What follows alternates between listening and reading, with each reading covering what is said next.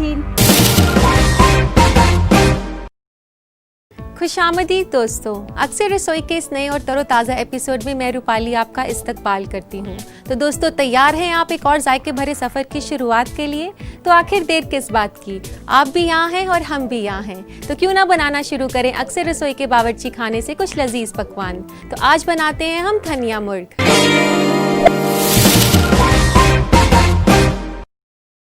तो आइए इसे बनाना शुरू करते हैं। सबसे पहले हम गरम करेंगे एक कढ़ाई और उसमें डालेंगे तेल। तेल की जगह बटर या घी का भी इस्तेमाल कर सकते हैं। तो दोस्तों, तेल गरम हो चुका है, तो आइए इसमें सबसे पहले डालते हैं छोटी इलायची। यहाँ मैं 2 छोटी इलायची खोलकर इसमें डाल रही हूँ। ये छोटी इलायची जो हम इसमें डाल रहे हैं डिश को काफ़ी अच्छा जायका देती है और काफ़ी अच्छी खुशबू भी। इसको कुछ सेकंड्स हिलाने के बाद अब हम डालेंगे इसमें कटा हुआ प्याज।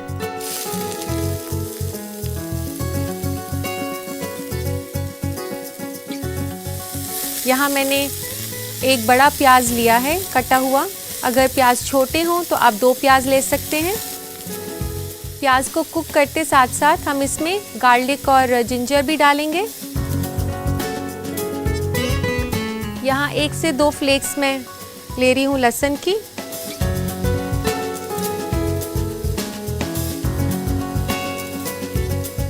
और अब इसमें डालेंगे थोड़ा सा अदरक। आधे छोटे चम्मच के आसपास इसमें अदरक डाल देना है।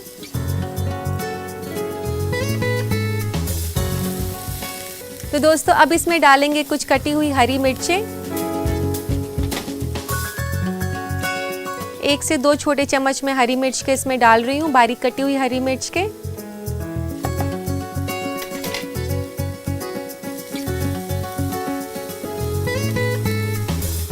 तो दोस्तों, जैसा कि हम लोग वाइट ग्रेवी बना रहे हैं तो इस डिश में लाल मिर्च का इस्तेमाल नहीं किया जा सकता है।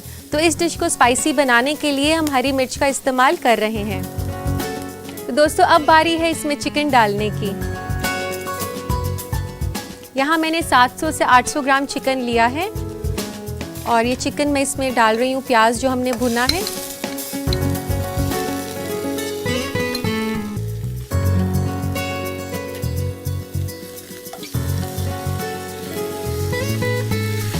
अब इस चिकन को अच्छे से मिलाएं इसमें प्याज के साथ। और इसी के साथ साथ हम इसके ऊपर नमक भी डालेंगे। नमक ले रही हूँ मैं यहाँ 1 छोटा चम्मच नमक का। और इसमें साथ में डाल देते हैं सफ़ेद मिर्च। सफ़ेद मिर्च का पाउडर आपको बाज़ार में आसानी से मिल जाता है। अब इसको तकरीबन आपने 8 से 10 मिनट तक हाई फ्लेम पर कुक करना है। लेकिन ध्यान रहे दोस्तों, इसको साथ साथ में हिलाते रहना है ताकि ये नीचे नहीं लगे। तो दोस्तों, अब इसमें डालेंगे हम दही।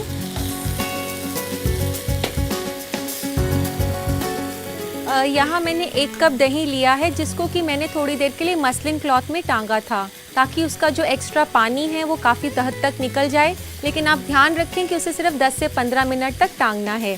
तो इस तरीके से मैंने दही को थोड़ी देर के लिए टांगा था ताकि इसमें पानी की जो मिकदार है वो कम हो जाए। और अब इसको हम अच्छे से फेंट लेंगे। और दही जब हम हाई फ्लेम पर डालें वो फटे ना, इसके लिए हम इसमें थोड़ा सा कॉर्नफ्लावर भी मिक्स कर लेंगे। तो 1 छोटा चम्मच मैं कॉर्नफ्लावर का इसमें डाल रही हूँ। इसे भी दही के साथ हम मिक्स कर लेंगे अच्छे से।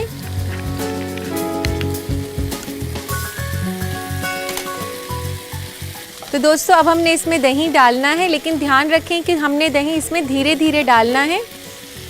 तो आप थोड़ा थोड़ा करके इसमें डालें।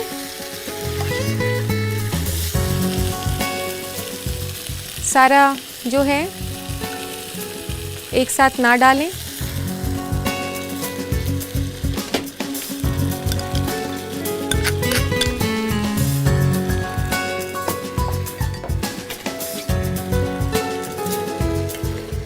दही डालने के बाद इसे अच्छे से मिला लेंगे हम।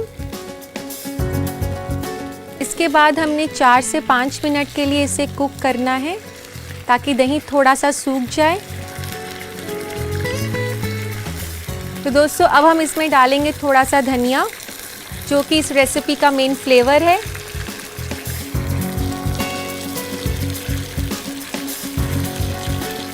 एक से 2 बड़े चम्मच धनिया के मैंने इसमें डाल दिए हैं। तो दोस्तों धनिया डालने के बाद हम इसे ढकेंगे 10 मिनट के लिए।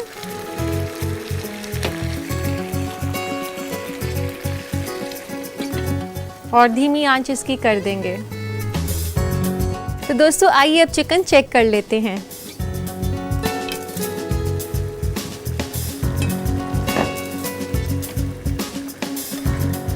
तो दोस्तों आप देख सकते हैं कि इसमें दही का काफ़ी ज़्यादा पानी आ गया है और अब चिकन भी पक चुका है। अब इसको तेज़ आंच पे थोड़ी देर और पकाएंगे। 1 से 2 मिनट तेज़ आंच पर पकाने के बाद अब हम इसमें डालेंगे दूध।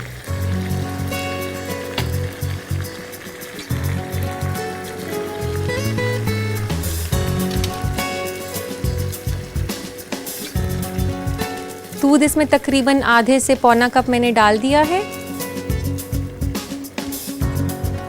दोस्तों मैं आपको बता दूं कि ये काफ़ी रिच और क्रीमी ग्रेवी है, लेकिन ये काफ़ी टेस्टी भी बनती है क्योंकि इसमें धनिए का जो फ्लेवर है ये काफ़ी ज़्यादा स्ट्रॉन्ग होता है। इसमें तकरीबन हम एक ही रेसिपी में आधा कप धनिया भरकर डाल देते हैं। दूध डालने के बाद इसको 1 से 2 मिनट के लिए और पकाएं। दोस्तों दूध डालने के बाद अब बारी है इसमें क्रीम डालने की।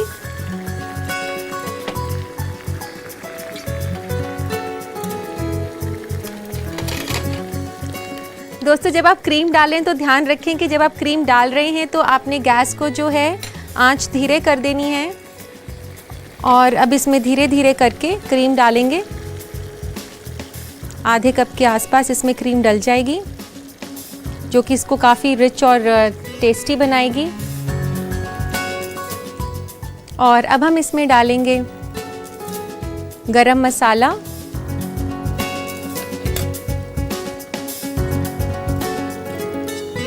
इसमें आधा टेबलस्पून के आसपास मैंने गरम मसाला डाल दिया है।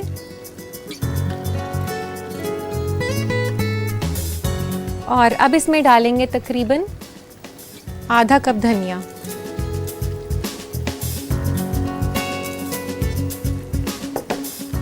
और इसको अच्छे से मिला लें। तो दोस्तों आप देख सकते हैं हमने इसमें धनिया काफ़ी ज़्यादा मिकदार में डाला है, तो जाहिर सी बात है कि इसका नाम धनिया मुर्ग है।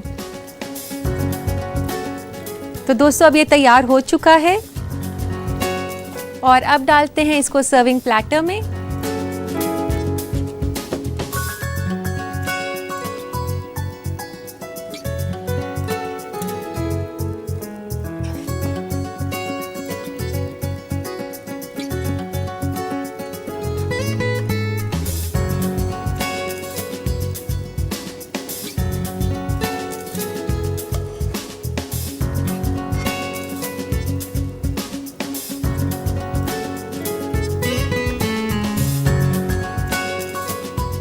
तो दोस्तों इसको सर्विंग प्लेटर में डालने के बाद इसे गार्निश करेंगे धनिए के साथ। ये फ्रेश धनिया थोड़ा सा और ऊपर से डाल देते हैं और 1 चुटकी गरम मसाले की ऊपर से छिड़क दें। तो लीजिए दोस्तों तैयार है धनिया मुर्ग। उम्मीद करती हूँ दोस्तों कि आपको ये डिश पसंद आई होगी, तो इसे अपने बावर्ची खाने में ज़रूर ट्राई करें। लेकिन उससे पहले नज़र डालते हैं इस रेसिपी के रिकैप पर। धनिया मुर्ग बनाने के लिए हमें चाहिए 800 ग्राम चिकन, 1 कप दही, आधा कप क्रीम, आधा कप दूध, 1 छोटा चम्मच नमक, 1 छोटा चम्मच सफेद मिर्च, 1 छोटा चम्मच कॉर्नफ्लावर, आधा बड़ा चम्मच गरम मसाला, 1 कप धनिया पत्ता, 1 अदद प्याज कटी हुई, आधा छोटा चम्मच अदरक कद्दूकस किया हुआ, 1 से 2 अदद लहसुन कद्दूकस किया हुआ, 2 छोटा चम्मच हरी मिर्च, 2 अदद छोटी इलायची और 1 बड़ा चम्मच तेल। सबसे पहले पैन में तेल गरम करें, उसमें डालें छोटी इलायची, कटी हुई प्याज, कद्दूकस किया हुआ लहसुन और अदरक और उसे भून लें। फिर मिलाएं हरी मिर्च और उसे भून लें। उसके बाद डालें चिकन के टुकड़े और प्याज में अच्छी तरह से मिला लें। फिर डालें नमक, सफेद मिर्च और तेज आंच पर 8 से 10 मिनट पका लें। फिर दही को कॉर्नफ्लावर के साथ मिलाएं ताकि फटे नहीं और धीरे धीरे उसे चिकन में मिक्स कर दें। 4 से 5 मिनट और पका लें जब तक कि दही सूख न जाए। उसके बाद डालें धनिया पत्ता, ढककर 10 मिनट धीमी आंच पर पकाएं जब तक कि चिकन नरम ना हो जाए। फिर मिलाएं दूध और 1 से 2 मिनट और पका लें। धीरे धीरे करके धीमी आंच पर क्रीम मिलाएं और साथ ही डालें गरम मसाला और हरा धनिया और अच्छे से मिला लें। एक प्लेटर में सर्व करें और गार्निश करें हरा धनिया और गरम मसाले से। लीजिए तैयार है धनिया मुर्ग। उम्मीद है दोस्तों आपने इसकी रेसिपी अच्छे से नोट कर ली होगी। और अब वक्त हो गया है एक छोटे से वक्फे का। कहीं मत जाइएगा, बने रहिए अक्सर रसोई के साथ। दोस्तों हम अपने खाने पीने को लेकर काफ़ी आगाह रहते हैं और यही मालूमात आगे चलकर फूड ट्रेंड्स की शक्ल अख्तियार कर लेता है। इन्हीं बातों से हम आपको वाकिफ कराते हैं अपने फूड ट्रेंड्स में। आज हम आपको ऐसे मसालों के फायदे के बारे में बताएंगे जो कि तकरीबन हर तरह के खानों में इस्तेमाल होते हैं। लहसुन जरूर बदबू देता है, लेकिन अगर आप इसकी मेडिसिनल प्रॉपर्टीज की तरफ गौर फरमाएंगे तो पाएंगे कि शायद वो बहुत ही छोटी कीमत होती है जो आपको अदा करनी होती है लहसुन का फायदा उठाने के लिए। कोलेस्ट्रॉल और हाई बीपी के लेवल्स को काबू में रखने से लेकर सर्दी जुकाम, दिल की बीमारी और इन्फेक्शंस तक को दूर रखने में लहसुन काफी मुफीद है। इसमें एंटी फंगल और एंटीबायोटिक प्रॉपर्टीज होती है। एक तफ्तीश के मुताबिक लहसुन में कैंसर पैदा करने वाले कंपाउंड को घटाने और ट्यूमर सेल्स को बढ़ने से रोकने की सलाहियत होती है। हर दिन महज 2 लहसुन खाने से कोलेस्ट्रॉल कम से कम 9% कम हो सकता है। अदरक का जहाँ तक सवाल है तो आपकी चाय को जायका देने के साथ साथ ये कई बीमारियों से निजात पाने में फायदेमंद है। ये मॉर्निंग सिकनेस, माइग्रेन, सर्दी जुकाम और पेट की परेशानी में मुअस्सर है। इसी तरह हल्दी को लेकर तफ्तीश की जा रही है कि शायद ये भी कैंसर से निजात पाने में कारगर साबित हो। वहीं धनिया यानी कि कोरिएंडर सीड्स में एंटी इन्फ्लेमेटरी प्रॉपर्टीज है, जिसके बारे में भी तफ्तीश की जा रही है कि शायद कोलेस्ट्रॉल को कम करने में मददगार साबित हो। इसी तरह अगर लाल मिर्च को अगर लिया जाए तो ये भी कई तरह के परेशानी से निजात दिलाते हैं, जैसे कंजेशन, दर्द से राहत, स्टमक अल्सर और यहाँ तक कि वजन कम करने में। इसमें कोई शक नहीं कि इन मसालों के कई फायदे हैं, लेकिन हमेशा अपने गोल्डन रूल को याद रखिए कि इन्हें मॉडरेशन में ही लिया जाए, वरना ये नुकसानदेह हो सकते हैं। उम्मीद है दोस्तों ये मालूमात आपके काम आएगी।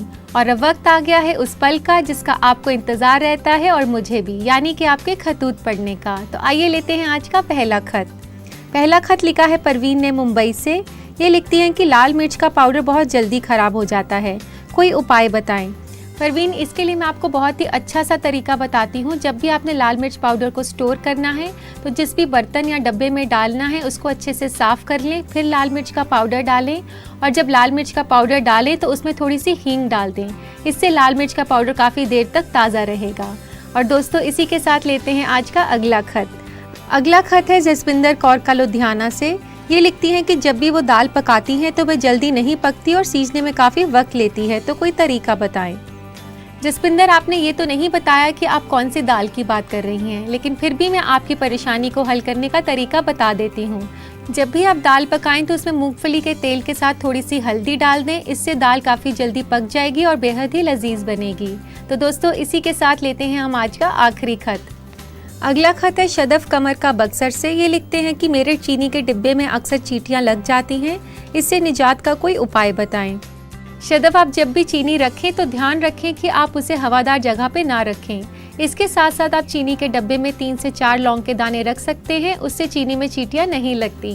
तो दोस्तों ये थे आपके खत। उम्मीद करती हूँ कि आप मेरे जवाब से मुतमईन हो गए होंगे। तो दोस्तों इसी के साथ वक्त हो गया है एक छोटे से ब्रेक का, लेकिन कहीं मत जाइएगा क्योंकि मैं ब्रेक के बाद से खाने वाली हूँ आपको एक शरबत। तो देखते रहिए अक्सर रसोई। अपने जायके के सफर को जारी रखते हुए बनाने जा रहे हैं आज की दूसरी रेसिपी, जो कि एक तरह का शरबत है। जी हाँ, मैं बात कर रही हूँ प्लम शरबत की।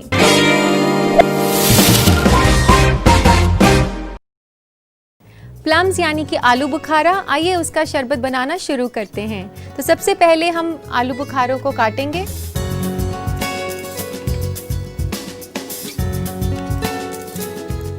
इस तरीके से हमने बीज को हटा देना है।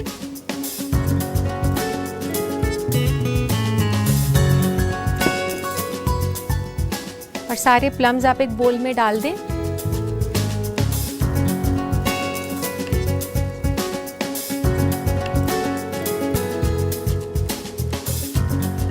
दोस्तों ये शरबत बनाने के लिए आप ध्यान रखें कि आप जो आलू बुखारे ख़रीदें इसके लिए वो काफ़ी अच्छे काले और पल्पी हों, बिल्कुल कच्चे ना हों। अगर वो पल्पी होंगे तभी उसका शरबत काफ़ी अच्छा बनेगा।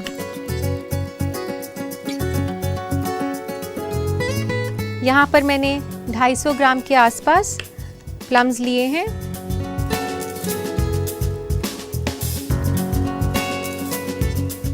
दोस्तों इस तरीके से काटने के बाद इसे गरम करना है पैन में, तो पैन में डाल देते हैं हम और इसी के साथ पैन भी ऑन कर देते हैं। इसमें डालेंगे हम आधा कप पानी।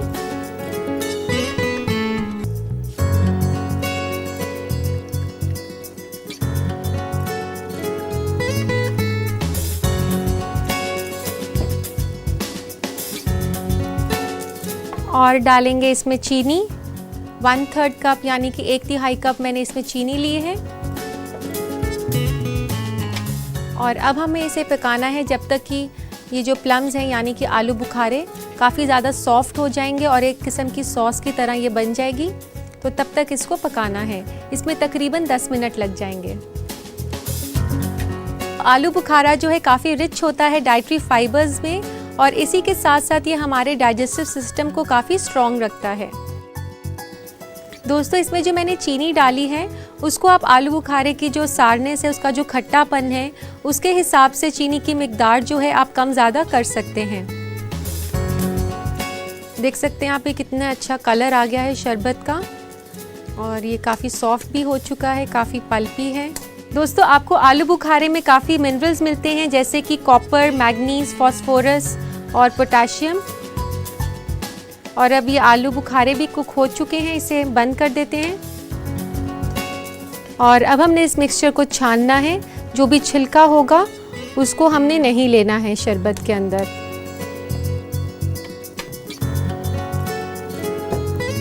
और अब हमने इसको छानना है।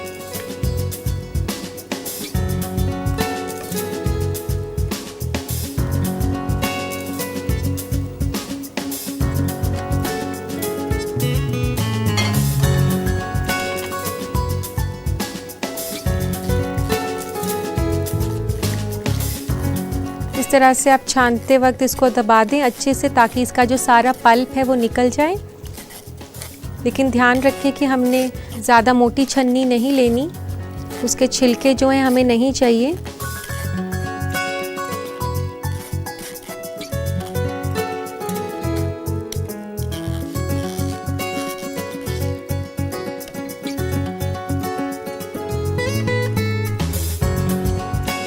तो दोस्तों ये जो हमने मुरक्कब बनाया है आलू बुखारा और चीनी का, इसको हमने ठंडा करना है रूम टेम्परेचर पर। तो दोस्तों अब ये मुरक्कब ठंडा हो चुका है। हमने इसे मिलाना है थोड़े से पानी के साथ। तो इसे डालते हैं एक जग में।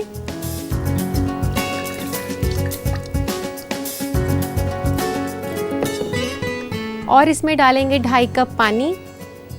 पानी आप इसमें ठंडा पानी का इस्तेमाल कर सकती हैं।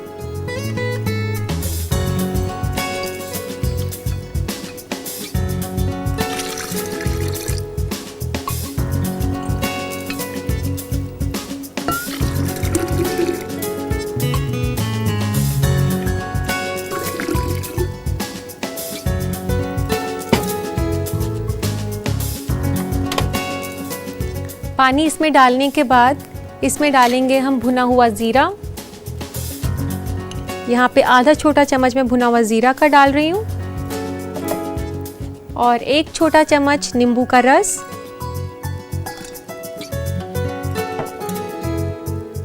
और इसमें काला नमक डलेगा आधा चम्मच, आधा छोटा चम्मच मैंने डाला है।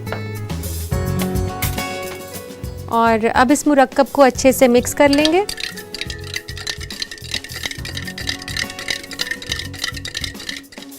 तो दोस्तों जो मम्मियाँ परेशान रहती हैं कि वो अपने बच्चों की डाइट में फल ज़्यादा इंक्लूड नहीं कर पाती हैं, वो अपने बच्चों को प्लम शरबत ज़रूर पिलाएं। इससे फल का फ़ायदा तो होगा ही, साथ में ये काफ़ी लजीज भी लगेगा बच्चों को। तो अब शरबत तो तैयार हो चुका है, आइए इसे डालते हैं ग्लास में।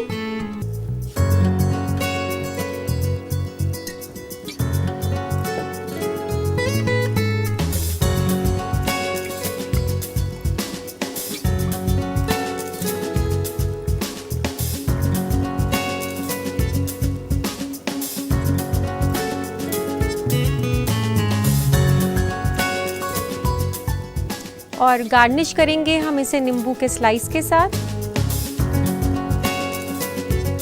नींबू के स्लाइस के साथ साथ मैं इसमें पुदीना भी लगा रही हूँ, पुदीने का पत्ता।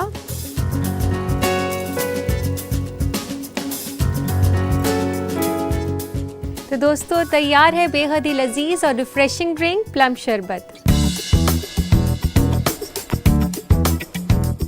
तो दोस्तों इस रेसिपी को आप अपने बावर्ची खाने में बना सकें, उसके लिए इस रेसिपी का देखिए रिकैप। प्लम शरबत बनाने के लिए हमें चाहिए 250 ग्राम प्लम यानी कि आलू बुखारा, 1/3 कप चीनी, 3 कप पानी, आधा छोटा चम्मच भुना हुआ जीरा पाउडर, 1 छोटा चम्मच नींबू का रस, नमक हस्बे जायका, आधा छोटा चम्मच काली मिर्च और नींबू का स्लाइस और पुदीना पत्ता गार्निश के लिए।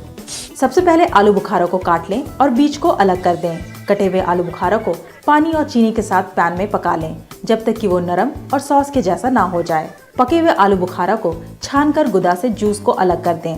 रूम टेम्परेचर पर आलू बुखारा यानी कि प्लम के जूस को ठंडा कर लें। ठंडा प्लम जूस को एक जग में डालें, उसमें मिलाएं पानी, भुना हुआ जीरा पाउडर, नींबू का रस, नमक हस्बे जायका और अच्छे से मिला लें। इसे एक ग्लास में डालें और नींबू के स्लाइस और पुदीना के पत्ते से गार्निश करें। लीजिए तैयार है प्लम शरबत।